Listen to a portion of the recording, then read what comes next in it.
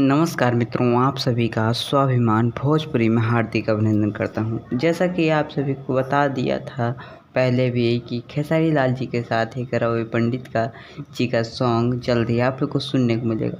जी हाँ, उसी तरह जिस तरह आप लोगों ने पावर स्टार यानी कि पवन सिंह जी का पुदीना हसीना पीली पुदीना काफ़ी कॉमेडियन सॉन्ग था, आप लोग को बहुत ज़्यादा पसंद आया।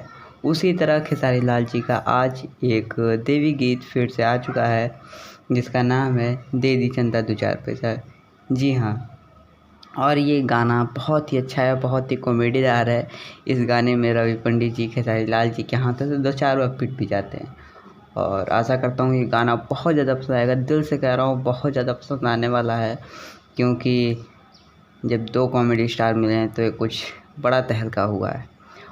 और साथ ही आप लोगों को बता दूं कि ये गाना एक देवी गीत है। जिस तरह कुछ जागरण से पहले लोग चंदा मांगते हैं, उसी तरह ये इस गाने के साथ ही साथ आप लोग कुछ डिटेल दूं तो ये गाना आज यानी कि 17 सितंबर को सुबह में आदिशक्ति फिल्म पर रिलीज किया गया और इस गाने का नाम है दे दी चंदा दो चार पैसा। इस गाने को गाए खेसारी लाल जी और इस गाने में दिखेंगे रवि पंडित जी, खेसारी लाल जी, अनीशा पांडे जी।